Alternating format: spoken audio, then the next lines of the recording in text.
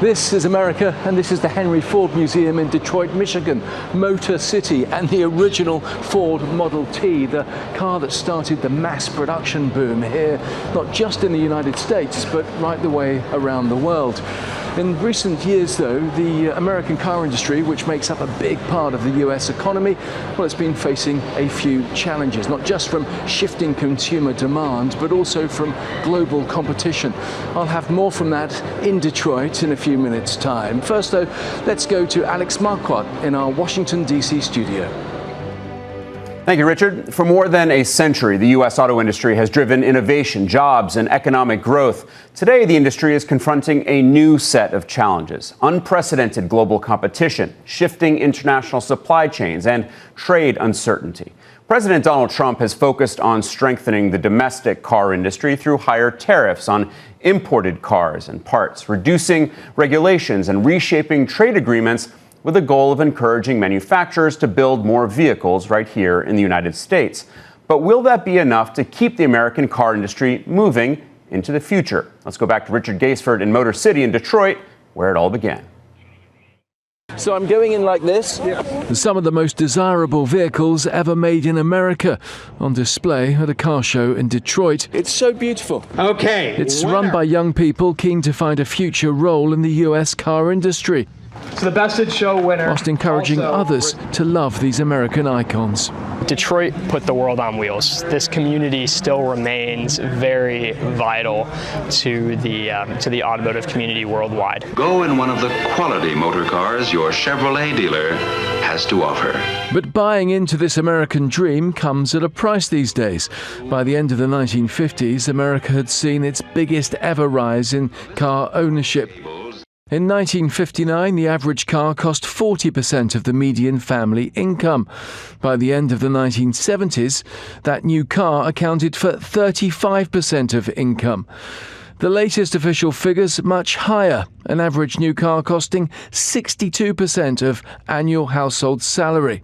0% financing for 72 months. On High prices have led to a rising demand for larger, longer loans, especially amongst the less well-off, all wanting to stay mobile. How long are you financing for it? 237 months.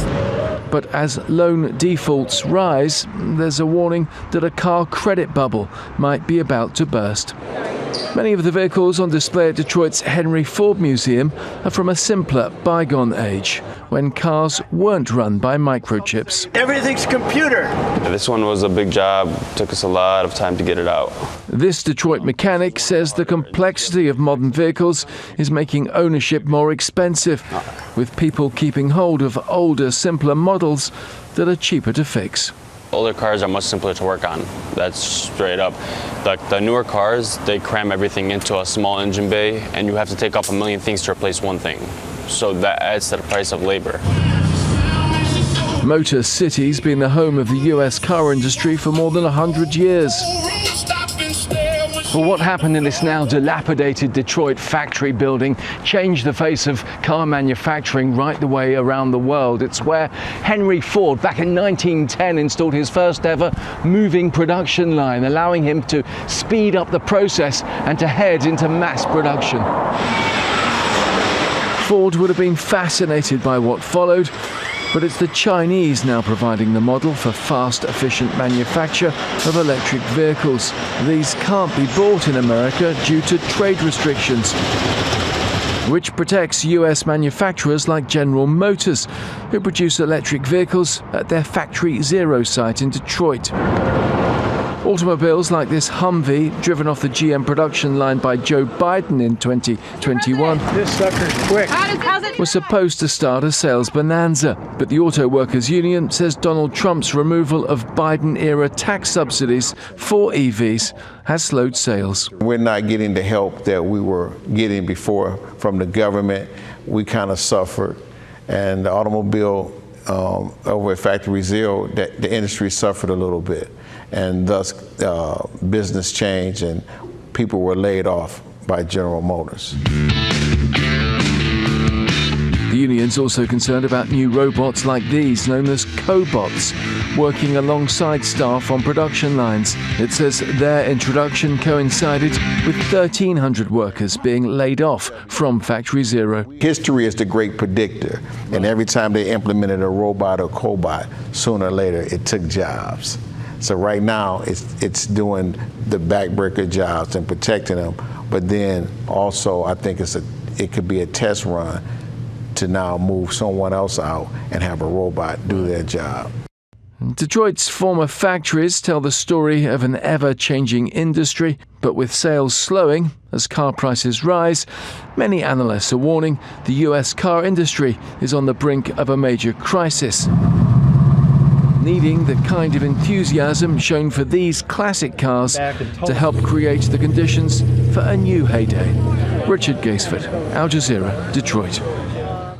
And joining me now to discuss this industry in transition are Mary Lovely. She is the Anthony M. Solomon Senior Fellow at the Peterson Institute for International Economics, and Alan Tonelson, who is the founder of the RealityChek blog. Mary and Alan, thank you so much for joining me today. You heard Richard there at the end of his piece saying that some analysts believe that this industry is on the brink of major crisis. Do you agree with that, Mary? Yeah, I think we are on the brink of major crisis. We seem to not have a strategy. Under President Biden, there was a strategy that we were going to transition under certain conditions to EVs, those conditions being protection from Chinese EVs. As many people remember, he put a 100% tariff on Chinese EVs. President Trump has come in and pretty much reversed that almost entirely. We've seen companies taking very large write-downs as a result of the investments that they made that they now see not paying off. And workers, as we saw in the piece, paying part of the price for that. So are we on? Are we off? The world continues to move ahead while we're here kind of flip-flopping. Alan, what do you think? Is this a crisis point? I'll tell you, I like to look at what the actual data is telling me. And the actual data, whether you're talking about financial data, just to cite one example, General Motors stock just has hit about a 15-year high. It certainly just hit about a 52-week high. It went up very nicely earlier this week. But that's not always reflective of how customers are feeling. Of course not. At all. Well, I'm just getting started. You have U.S. vehicle production, motor vehicle production, according to Federal Reserve data, is at an all-time high. The U.S. auto industry's labor productivity is just about at an all-time high. Mm-hmm. Its total factor productivity, those numbers lag a little behind. That's almost at an all-time high. The U.S. passenger car trade deficit, which is still way too big as I see it, has come down by about $10 billion year on year.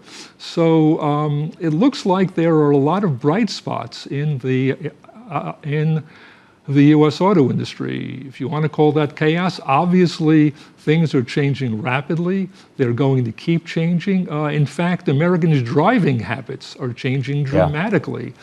So it's hard to peer too far into the future, but I don't see anything right now that says crisis to me. We've had quite a bit of whiplash when it comes to tariffs across different industries. But Mary, how is the auto industry dealing with that? Well, the auto industry is actually wants protection, particularly from Chinese EVs. We have a new bill moving through the Senate that will limit the ownership, Chinese participation in the ownership of car manufacturers, something that's snagged Mercedes, which has quite a bit of Which is interesting because, of course, they're a German manufacturer, so it's going to limit at least that one European brand. Yeah, but there's production here in the United States and also a lot of auto dealers who matter at the local level who sell Mercedes vehicles. So there is a lot of protection, and I think protection has to be any part of a package of instruments that the government brings to help the industry make the transition, but it can't be the whole one. We can't protect the U.S. auto industry completely from outside competition. We've already seen what happens before with the first oil crisis back in the 1970s. The U.S. auto industry just had a very difficult time because it had grown, in a way that hadn't led it to be flexible. We know a transition is coming. Doubling down, even if stock markets like it right now, doubling down on very large vehicles, SUVs, and big trucks without making the energy transition is just not going to be the future, especially if we want to continue to be an exporting nation. Another one of the headlines this week is Trump floating the idea of 50% tariffs when it comes to Canadian goods. Now, of course, Canada and Mexico are part of the trade agreement known as the USMCA, which we've covered at length right here on this show. That is now being reviewed. So, Alan, is the industry stronger because of what President Trump has been doing? Well, like I said, you're just about at all-time records in terms of vehicle production, according to those Federal Reserve data. It's doing very well regarding productivity, both measures. And what's really fascinating is that according to the Consumer Price Index figures that we get each month from the Labor Department, under Trump 2.0 so far, the prices of new vehicles in this country have barely budged for all the tariffs.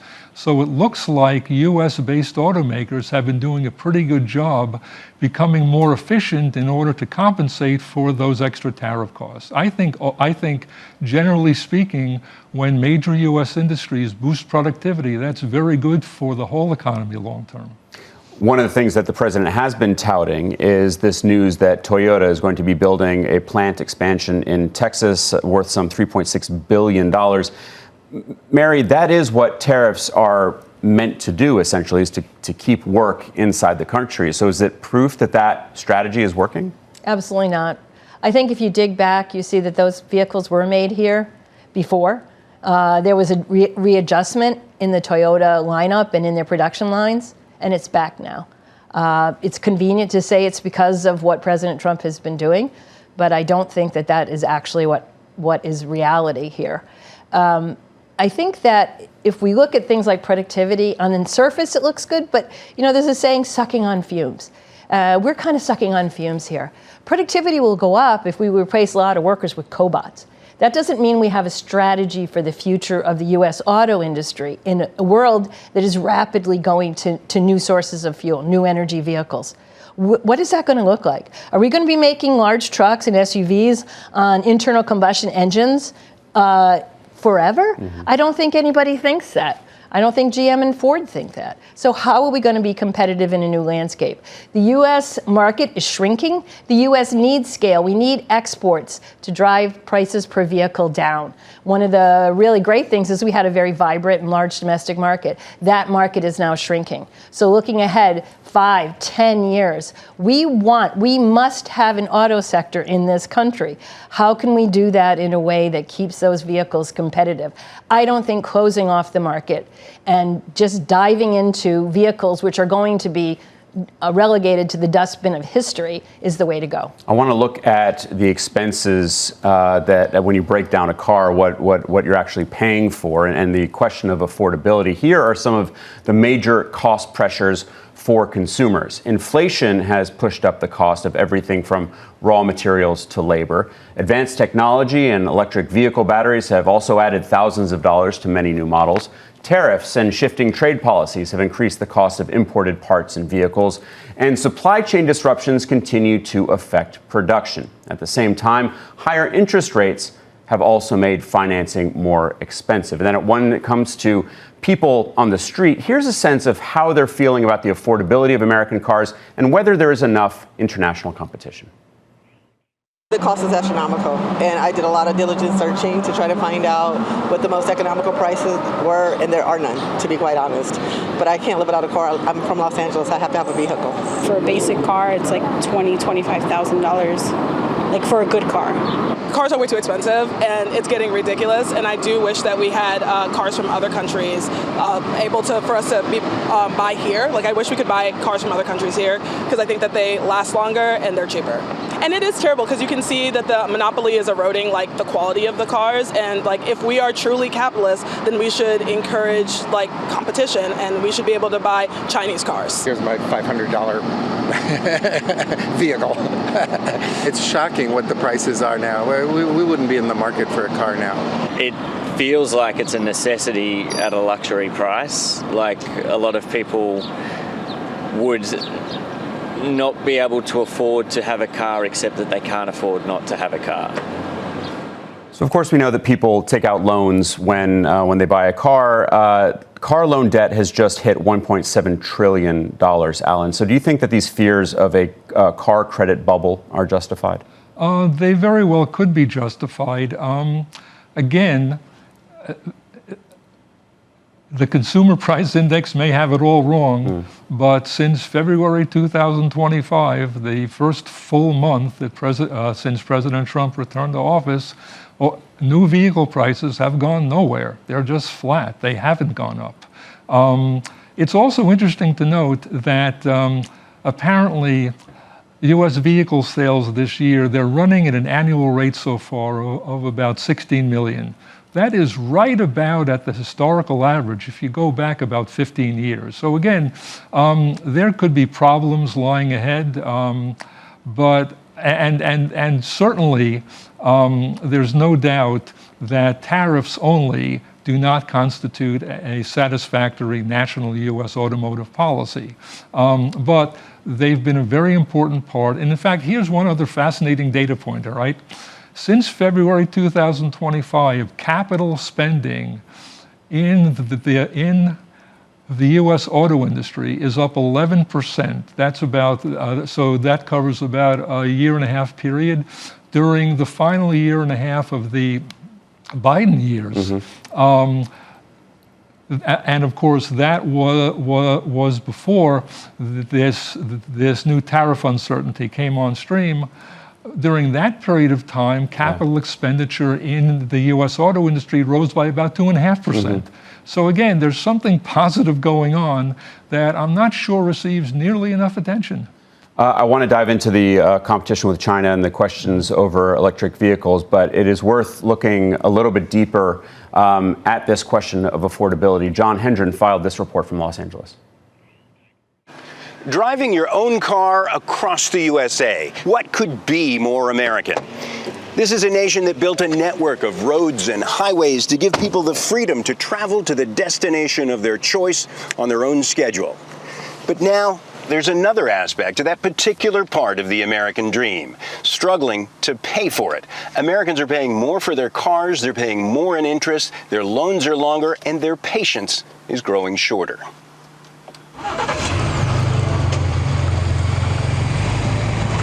I am totally flat up with it. Like, this is horrible. Like, it's to the point now you have to make a decision. Do I get gas or do I buy food? Edwin Manisaka says many buyers on his lot aren't really shopping for cars. They're shopping for low payments. Lately, when we get calls from our clients, mainly the first thing they ask us, what are the lowest payments?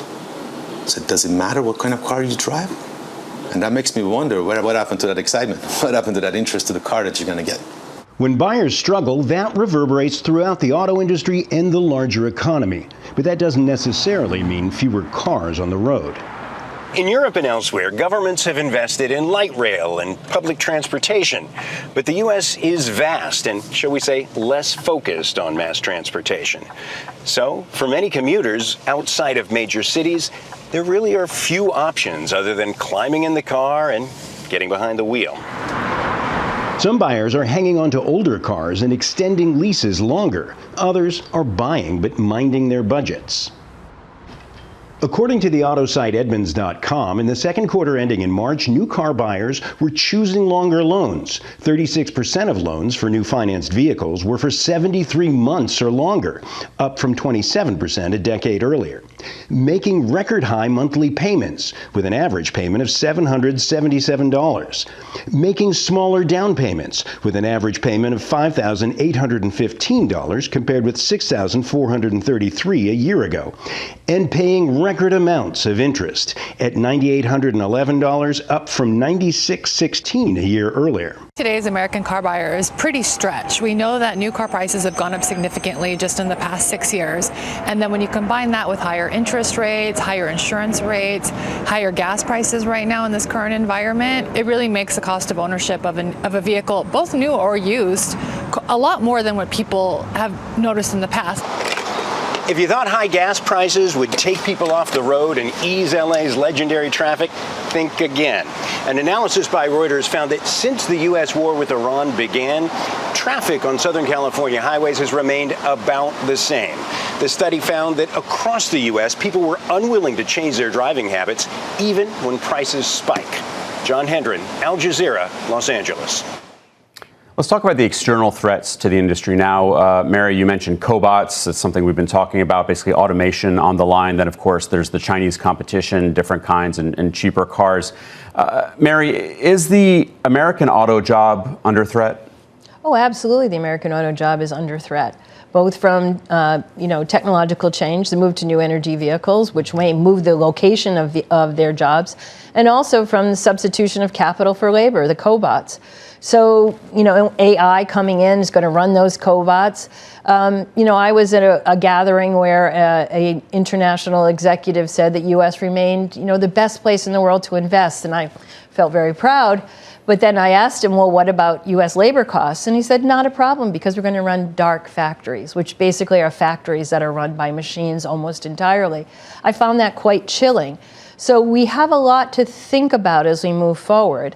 And I think that some form of competition and working with allies in terms of what kind of firms we allow to invest in the U.S. is going to be really important, because other countries are moving forward. Europe is already doing deals with China. We're going to see European companies exporting vehicles to the U.S. that embody Chinese battery technology, for example. What is our response going to be to that, and how is that going to impact American workers?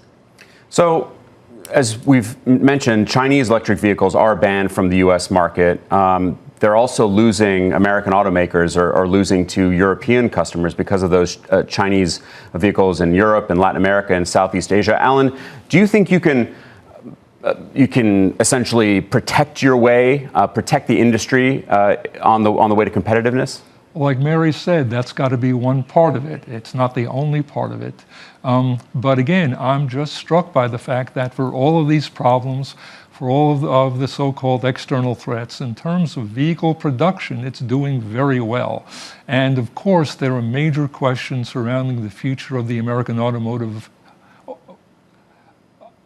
labor force, and they will continue and in fact get stronger if electric vehicle production and adaptation, I guess, rebounds. But if you don't have production, if nothing's being made, then no one's going to be working at it. China clearly had a very strong strategy when it came to EVs and bet a lot. They subsidized the industry by $230 billion, according to the Center for Strategic and International Studies. And that's immense. To that point, does the U.S. have anything comparable in terms of a strategy like that? We did have subsidies in place with the Biden administration. They were user-side subsidies, which give the buyer more power over choosing a vehicle. And many economists point to these user-side subsidies, or subsidies that you would get when you go to buy a vehicle. So they were part of our industrial policy. Clearly, there were other ways in which the industry was going to be assisted. Clearly, I think to maintain a healthy, perhaps downsized, but still healthy auto sector in the United States, which we absolutely need, we're going to have some kind of national strategy. China subsidized early. That doesn't mean that was a bad decision for them. The question is not how bad are they? The question is, what are we going to do now? How are we going to do it? Doubling down on protection, forcing the auto sector to reduce the amount that they are able to include Mexican parts, or what we're seeing now, large tariffs on Canada, are clearly counterproductive. Unless the industry is able to use the North American market and North American workers to reduce the price of the vehicle, keep them affordable, get that scale up so they can have the technology, the quality that's needed to compete in the global industry. Without those factors, we're doomed. I bought an EV during the Biden years. I really enjoyed that. I think it was $7,500 back. And of course, the Trump administration did away with that. Alan, to what extent is the Trump administration getting rid of some of those Biden-era initiatives hurting the industry, hurting the workers on the line? It could be hurting short term, although again, the more electric vehicles you build, the fewer the workers you need because they've got fewer parts. But two other major aspects of what you might call the Trump administration automotive policy shouldn't be underestimated: regulatory relief and also tax relief. And you can bet that US-based automakers, no matter who owns them, German, Japanese, whatever, they like that. And they're going to take advantage of that, and they've been spending more.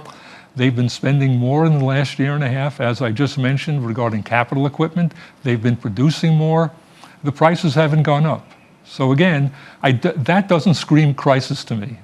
We only have about 30 seconds left, Mary, but where do you think we are in a year? Is this industry making a comeback, or are we still managing this decline? I think we'll still be sucking on fumes. We will not have a national strategy that takes us to where we need to be in the 2030s. Well, it's clear that the challenges that lie ahead for this industry are absolutely monumental. Mary Lovely, thank you so much, as well as Alan Tonelson. Mary is the Senior Fellow at the Peterson Institute for International Economics. Alan is the founder of the RealityChek blog. Really appreciate you coming in today. And that's all from me and the team here in Washington. I want to hand it back to Richard Gaisford and the Al Jazeera Global Headquarters in Doha. Thanks so much for joining us today. Take care. Well, that is it for this edition of This is America. You can watch us each weekday at 18:30 GMT. That's 2:30 p.m. Eastern Time here in the United States. You can also, of course, catch up on all of our programs on YouTube. For now, though, from Detroit, Michigan, it's goodbye.